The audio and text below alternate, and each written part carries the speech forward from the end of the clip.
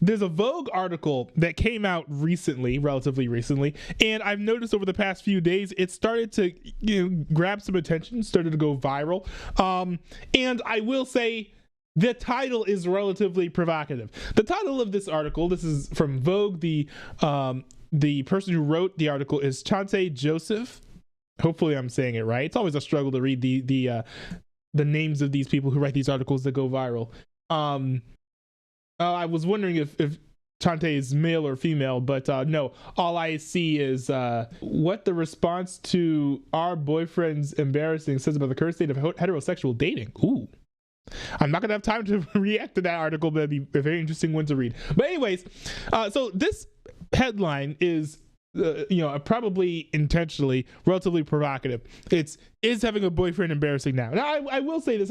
What I'll do is I'll chime in, I'll give my 2 cents, and then I'll read the article to see if the article changes my mind. But, at least from what I can see, having a boyfriend is about as embarrassing as like having a nice Tesla, right? Where it's like, oh, I'm not counting the Cybertruck in this, but it's very much like, oh, I'm supposed to say that that's cringe. I'm supposed to say that like it's not cool to have one, but they're really nice, they're really cool. I kind of enjoy how they feel, they look cool as well, but oh no, they're cringe. Oh, I don't want one, right? And so it's always that until, either you're actually driving one, you're sitting in one, or you end up owning one, and then all of a sudden it's not cringe or embarrassing anymore. I feel like there's a little bit of that as well. And sort of buried in that is also a little bit of envy as well, where it's like, oh man, I wish I could have a Tesla, but no, I can't have a Tesla, so I'm just gonna say that Teslas are cringe until I can afford one, then I'll buy one, and then it's no longer cringe. Feel like there's like a little bit of that as well, which would make sense, right? Because fewer people than ever are getting in relationships, so there probably is sort of this undercurrent of resentment, not just from women who look at people with boyfriends and be like, oh man, I wish I could have a boyfriend, but instead of saying that I wish I could have a boyfriend, I'm going to mask that and saying that you're embarrassing for having a boyfriend. It's kind of shameful to have a boyfriend. You kind of see this with men as well, sort of looking down on the men who are able to get in relationships. Kind of like, this is where you'll see the rhetoric surrounding things like hypergamy, where it's like blaming people who are 6'2" for themselves not having a relationship. So I feel like this is a genderless perspective, sort of despite being about boyfriends. To conclude, no, having a boyfriend is not embarrassing, but there are, people who sort of will pretend that it is to make themselves feel more normal for not having a boyfriend, or at least feel better about themselves for not having a boyfriend, if that makes sense. So that's my take on the headline. Now what we'll do is we'll read the article. We'll see if the article changes my mind. Okay, it says here, if someone so much as says my boyfriend essentially on social media, they're muted. There's nothing I hate more than following someone for fun, only for their content to become my boyfriend-ified suddenly. This is probably because for so long it felt like we were living in what one of my favorite Substackers calls boyfriend land, a world where women's online identities centered around the lives of their partners, a situation rarely seen reversed. Interesting. I'll continue reading for a little bit before I inject more commentary. Women were rewarded for their ability to find and keep a man with elevated social status and praise. It became even more suffocating when this could be leveraged on social media for engagement and, if you were serious enough, financial gain. Interesting. That does sort of track. I do think, of course, societal and gender norms are changing. But, we're creeping up on Thanksgiving season, right? We're creeping up on Thanksgiving season. And so, of course, with Thanksgiving season, with all of the extended family getting together, there of course are going to be the questions of all the single people. It's like, oh, are you dating anyone? La, la, la. Like those things are sort of natural, and I could imagine that pressure being more pushed upon women than men, especially because, you know, a lot of extended family members tend to be on the older side, you know, if we're talking about uncles, aunts, grandparents who sort of were in a completely different social context than what Gen Z members like myself are in. So, you know, I sort of track with what the author's saying here. I think it makes sense so far. It says here, however, more recently, there's been a pronounced shift in the way people showcase their relationships online. I just want to make sure you can read the whole paragraph there. Far from fully hard-launching romantic partners, straight women are opting for subtler signs. A hand on a steering wheel, clinking glasses at dinner, or the back of someone's head. On the more confusing end, you have faces blurred out of wedding... What? On the more confusing end, you have faces blurred out of wedding pictures. Okay, I will say this. This makes sense if you're famous. Brett Cooper tried this when she got engaged and married. It didn't really work very well because the people followed her were super sleuths. But, you know, if you're famous and the person you're marrying is not famous, I understand the desire to sort of shield that person from everything that fame can bring. It can bring a lot of harassment, for example, a lot of unwanted attention. That person might just not want to be famous and just likes you for who you are and doesn't really care about the fame and all that. So that, like, that blurring out actually makes sense if you're famous. And by the way, this person's a writer for Vogue, so, you know, there's a non-zero chance that this person actually is famous and has famous friends. Maybe the person has friends who are writers on some projects on HBO or whatever that you've actually watched before, you know? It's possible. So I will say it's a little confusing for laymen, but, you know, for actual celebrities and people relatively famous, it makes sense. Or entire professionally edited videos with the fiance conveniently cropped out of all shots. Now that's strange. That's weird. If you, I don't know how you're gonna make like professionally edited videos about your relationship and crop out the fiance. That's a little bit odd. Women are obscuring their partner's face when they post as if they want to erase the fact that they exist.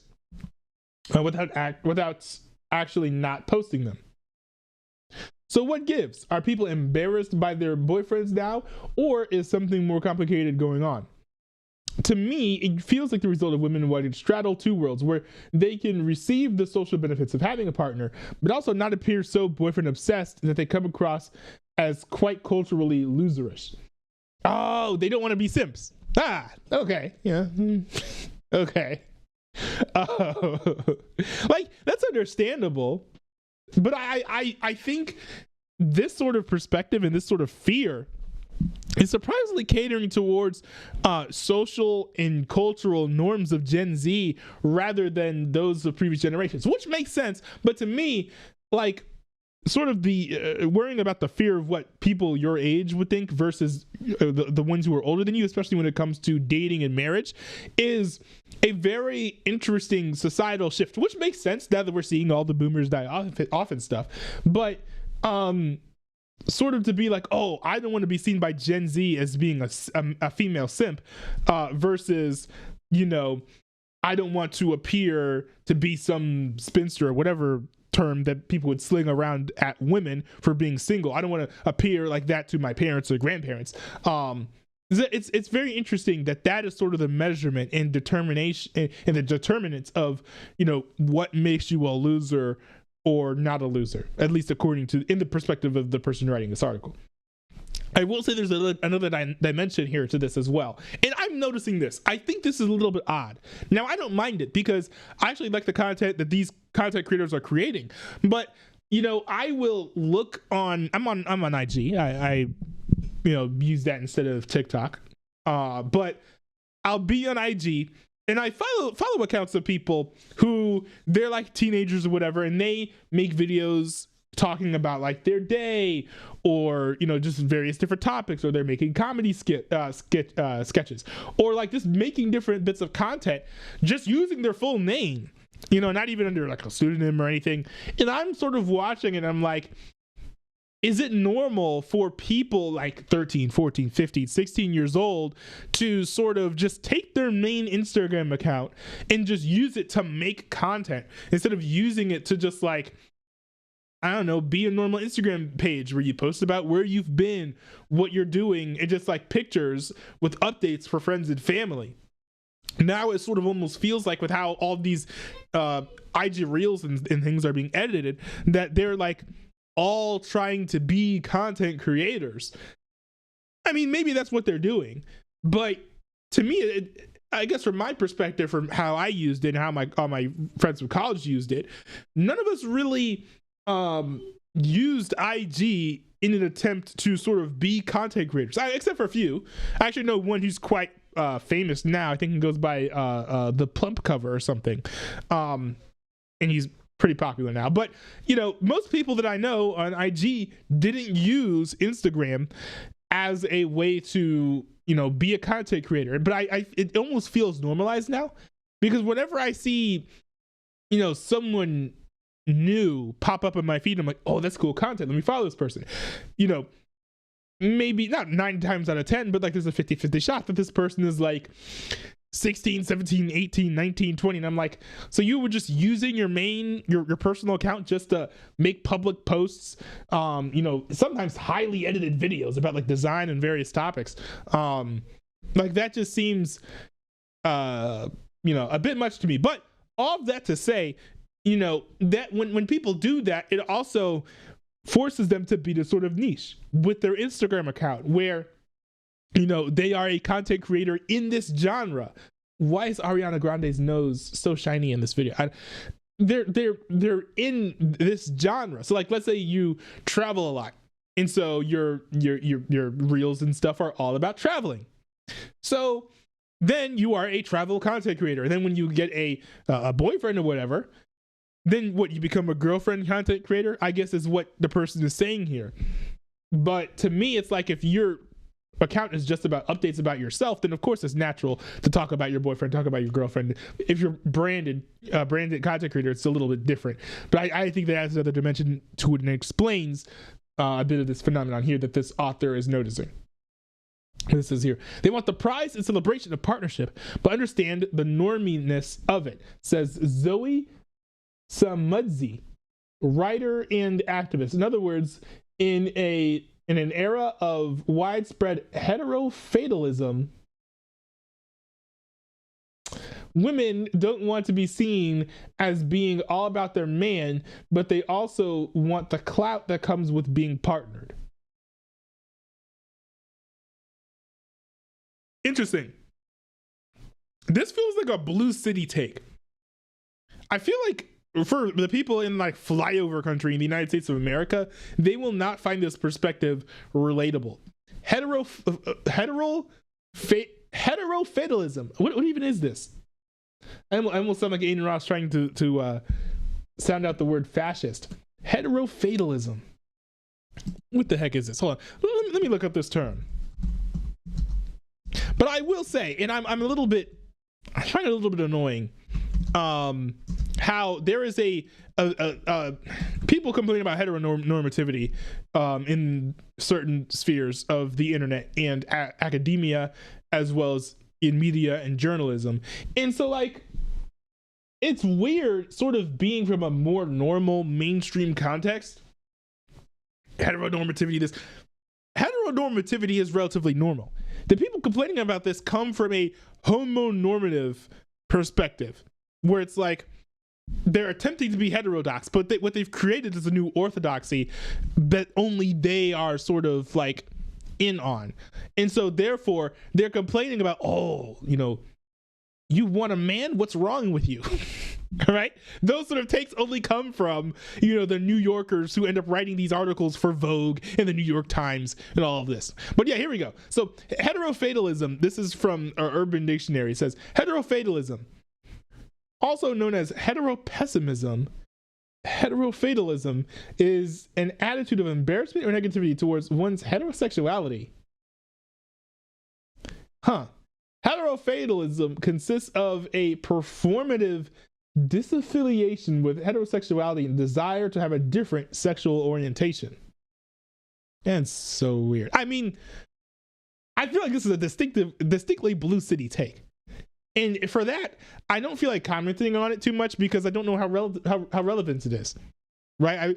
I feel like a whole lot of people live outside of blue cities. So like for people not steeped in this like deep blue worldview, it's like how useful would me commenting on this even be?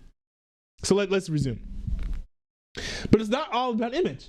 When I did a call out on Instagram, plenty of women told me they were in fact superstitious. Some feared the evil eye like, is this like new age? A belief that their happy relationships would spark a jealousy so strong in other people that it could end the relationship. Oh, so they're just self-conscious. Okay, it's understandable.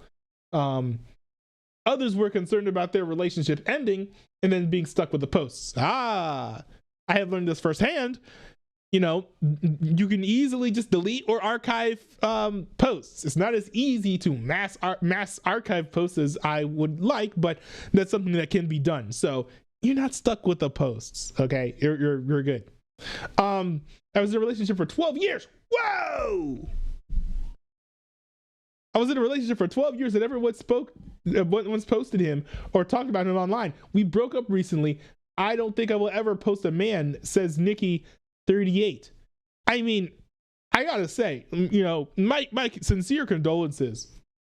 Like, I can't imagine what it'd be like to be in a relationship for 12 years and then ending up breaking up with that person. Man, I wonder how many of those years she was waiting for him to pop the question. But anyways, yeah, and then having been out of the dating game for 12 years and coming back, ooh. I do feel sorry for you, genuinely. That really sucks. Even though I am a romantic, I still feel like men will embarrass you even 12 years in, so claiming them feels so late. Okay, one thing too that people don't take into account as much when it comes to speaking about dating and relationships is how different everyone is. No two people are exactly the same. And while yes, you know, these people might not date or might date this way for this reason or whatever, I think dating and how one approaches relationships is a lot more individualized than some would expect. Now, of course, you can say things in general about the dating scene. You know, one of my favorite quotes from Jordan Peterson is that you know, generalizations work because they're generally true. So you can make some generalizations, but something so specific as this: even though I am a romantic, I still feel like men will embarrass you even 12 years in, so claiming them feels so lame, is a very specific quote that's speaking to a very specific pain that this person here, Nikki, is experiencing. And I'm hoping that after you heal from the relationship, I don't know how long it would take to heal from a 12-year relationship that, again, has to be very, very rough. And I do feel sorry for this person. You know, once you heal from that, you kind of will have a more general and generic perspective. I think most people probably are not thinking that a man that they're with will embarrass them in 12 years. You know, that's not the impression I get. Now, I will say I don't live in a blue city, so, but still. It says here, but there was an overwhelming sense from single and partnered women alike that regardless of the relationship, being with a man was an almost guilty thing to do. Interesting. Okay, it's an interesting take. First of all, I do want to point out there's this new rise in like passive language that is, it gets under my skin a little bit, where it's like everything happens to you, you do nothing. I noticed this primarily when it came to homeless people, right? Because people started saying that the homeless people are the unhoused, right?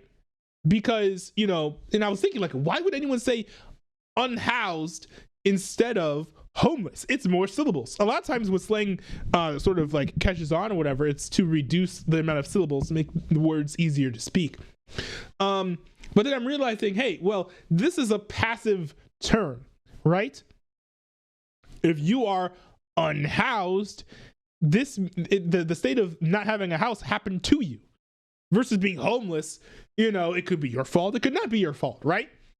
And so similarly here, we're seeing the passive language with partnered women rather than women in relationships. It's partnered, right? The partner just happened to them, right? I guess that's how it worked. But it's interesting here. It says that regardless of the relationship, being with a man was an almost guilty thing to do. You know, this actually reminds me of sort of the perspective that we see from a lot of, especially Nepo babies in blue cities, where they will decide to be communist or socialist and hate on millionaires and billionaires because they feel bad for being rich themselves, richer than other people.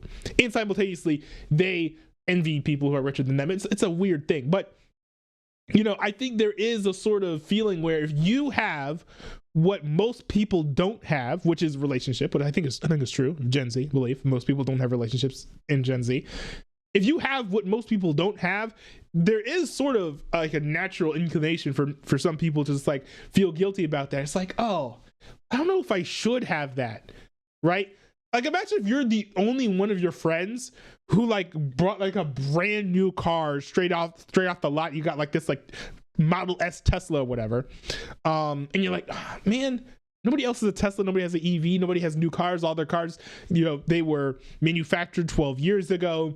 There might be like a little bit of an inclination, unless you're prideful, there might be a little bit of an inclination to be like, I don't know if I want to show this off.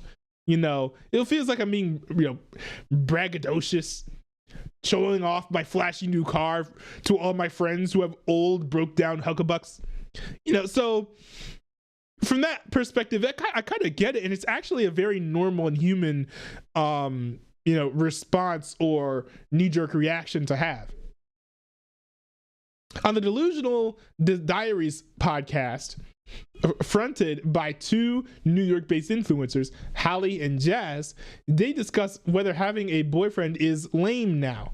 Why does having a boyfriend feel Republican? At the top comment. Okay, I wonder if that's the right question or not. Why is being single Democrat? That's another question one could ask. I don't know. But also with all the incel groypers, you know, calling having a boyfriend Republican is more than reductive, derogatory, not complimentary. Here's another comment. Boyfriends are out of style. They won't come back in until they start acting right. Read another with thousands of likes. In essence, having a boyfriend typically takes hit on a woman's aura, as one commenter claimed. Interesting.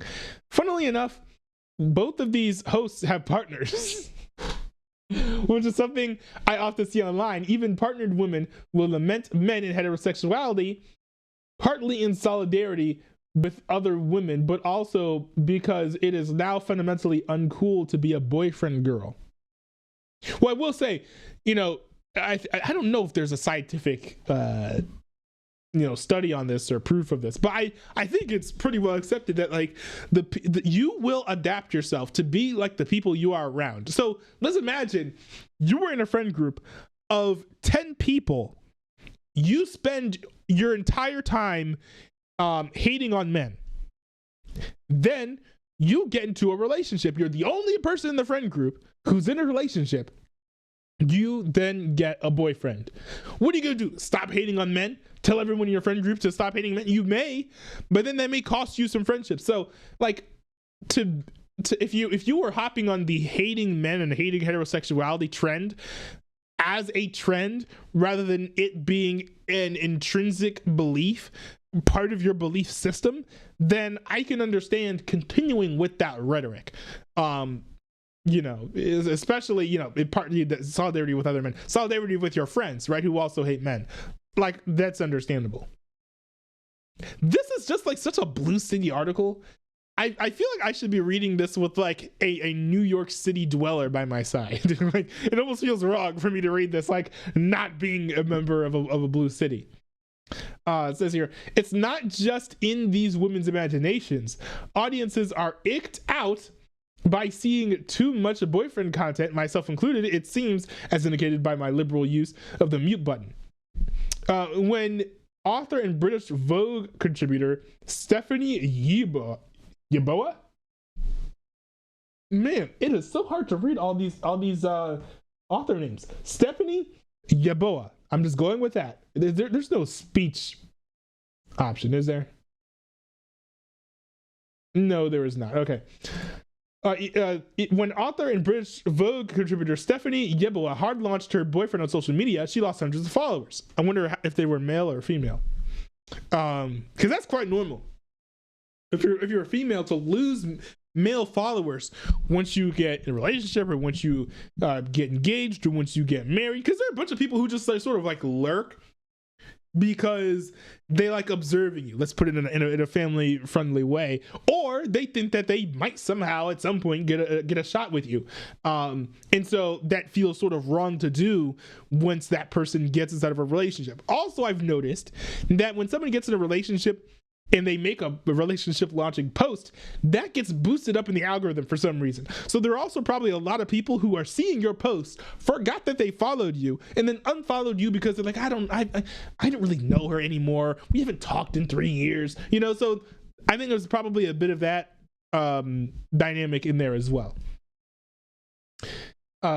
Even if we were still together, I wouldn't post them here. There was something cringy and embarrassing about constantly posting your partner these days, she tells me. Adding that there is part of me that would also feel guilty for sharing my partner constantly, especially when we know the dating landscape is really bad at the moment. Okay, there we go. Yeah, that's one of the points I was making.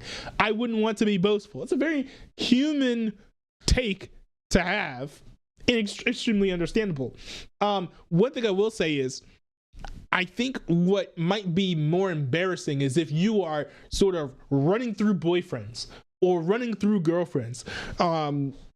Like if you're constantly like getting new boyfriends and losing them, you know, you might attract comments like, oh, what is this, like your 10th boyfriend now? So like that I feel like would sort of be embarrassing. It's not, you know, having the boyfriend that's embarrassing in that case though. It's the loss of the other boyfriends. So like, I think that might be part of it as well. And it's another explanation that makes sense to me.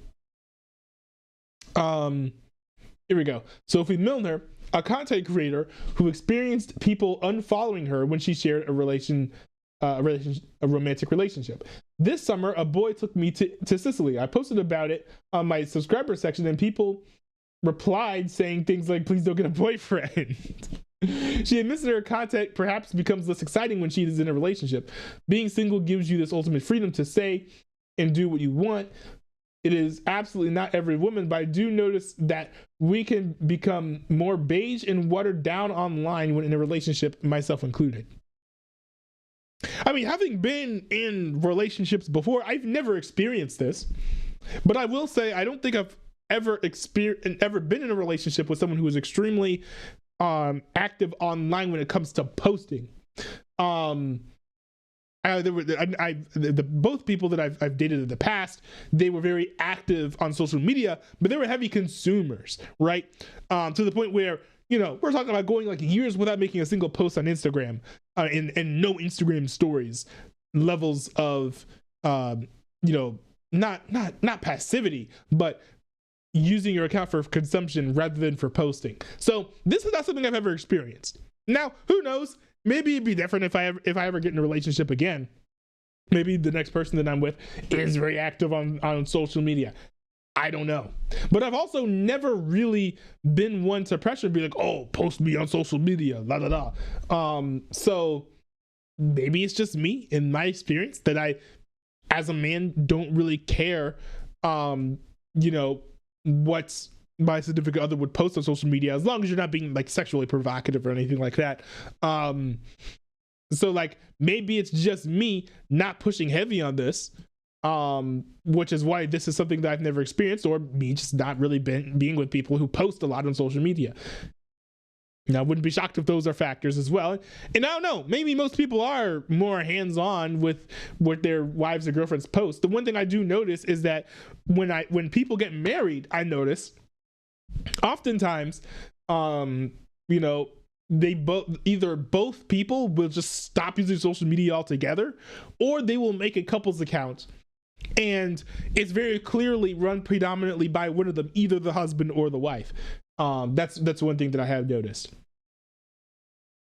Next paragraph here. From my conversations, one thing is certain. The script is shifting. Being partnered, partners just happen to you, doesn't affirm your womanhood anymore. It is no longer considered an achievement. And if anything, it's become more of a flex to pronounce yourself single. Interesting. I've never heard that before. I've literally never heard of anyone flexing that they're single. Look at me, I'm so single. Isn't it so cool that I'm single at 32? I've never heard that before, ever. I mean, even in a blue city, like, I couldn't imagine that being a thing. Is that real? Maybe it's real in sort of like there's that meme. So like, maybe they're doing it in sort of like this sense, where it's like, look at me, I'm single. Like maybe that's what they're doing. But it's kind of like a hard thing to brag about. It's like bragging that you can afford something at the dollar store. Like, most people can afford things at the dollar store. Most people are single. I don't know what there is to brag about being in a stage of life that most people are in. As straight women, we're confronting something that every other sexuality has had to contend with: a politicization of our identity. Okay. I mean, I could go into tangents about Sydney Sweeney and all of that, but I'm not going to. Heterosexuality has long been purposefully indefinable. Is it though? So it is harder for those within. It's impossible to. Is this how it feels to read a Vogue article? I'm sorry. Is this how it feels to read a Vogue article?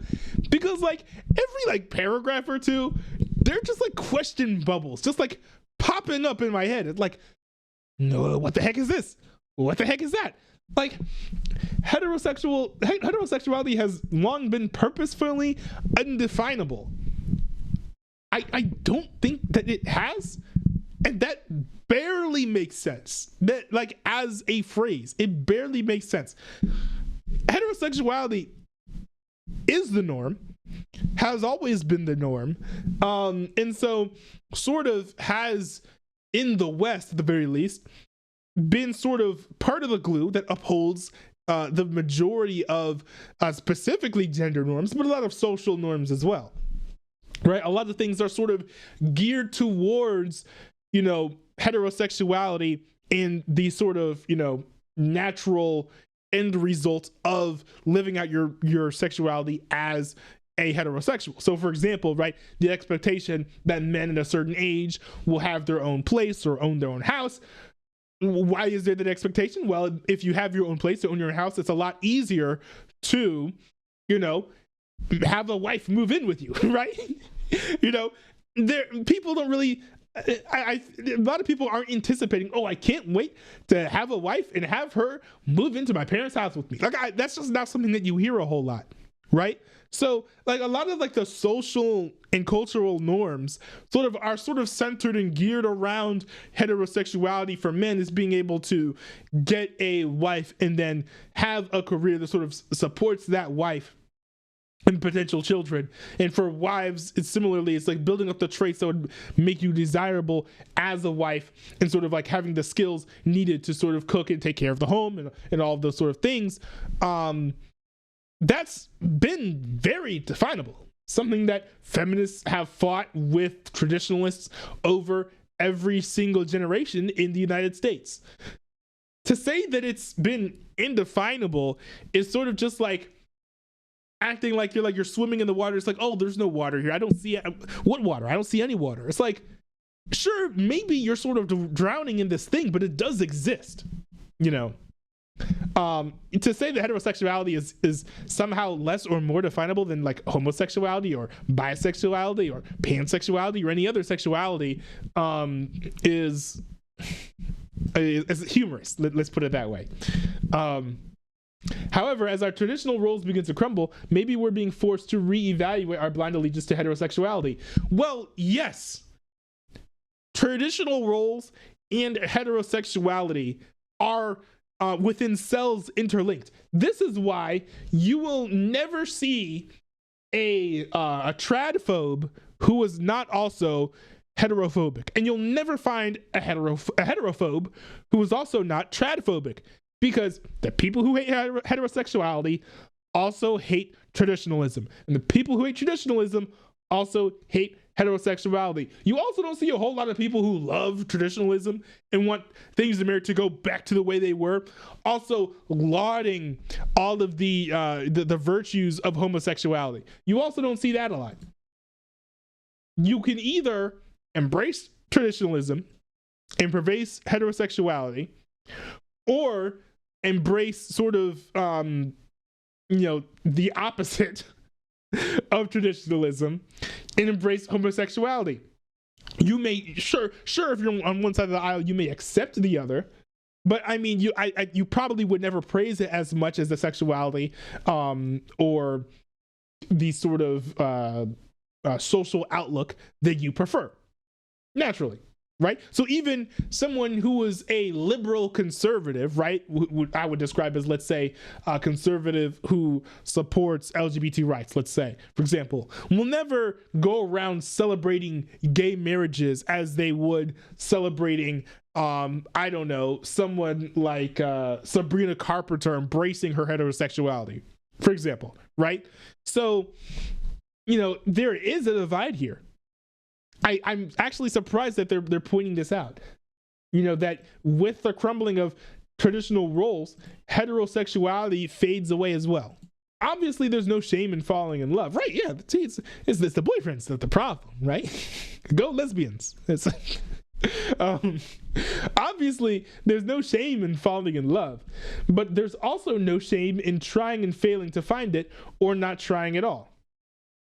And as long as we're openly rethinking and criticizing heteronormativity, having a boyfriend will remain a somewhat fragile or even contentious concept within public life.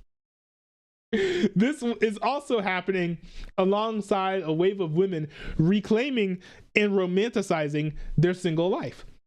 Where being single was once a cautionary tale, you'll end up a spinster with loads of cats, which, I mean, hey, bro, if I could end up married with loads of cats, I'd be down for that too. Like, hey, ain't nothing wrong with cats. I'm a cat man. So, no hate to the cats.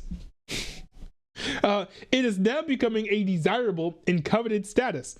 Another nail in the coffin of a centuries-old heterosexual fairy tale that never really benefited women to begin with. Interesting. I guess that's the end of the article. I think one thing that's a little bit ominous about this article, I'm really surprised they didn't touch on this. And this is something that sociologists are very concerned about, and rightfully so. I'm seeing content creators and political commentators online sounding the alarm about this. Most notably, Tim Pool of Timcast IRL and Al Mohler of The Briefing, who very often will both of them touch on social issues.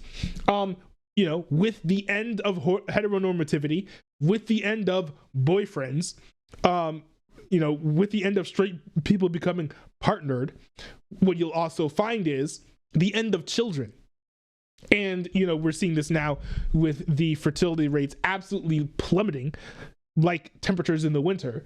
And so I wonder if that goes on long enough, if people will still be extolling the praises of homonormativity, or will they start embracing heterosexuality again? I think it's a lot. I'll just put it this way, because people get very upset when you sort of start venturing into these sorts of waters and speaking about things that are going on in the social sphere. But let's just put it this way: it's a lot more common to hear 23-year-old women sort of talking down about men, talking down about boyfriends and husbands and things, than a 33-year-old woman or a 43-year-old woman. So I think if you give this 10 or 20 more years of time, you might see some societal shifts.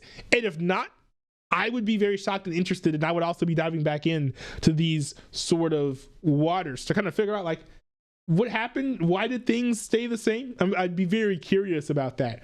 But no, this article is written from a very strangely, maybe not strange because it's a Vogue article after all, but a very obviously, even to a point of awkwardness, homonormativity in like extreme deep blue perspective place that just makes it, I think, unrelatable for a lot of readers.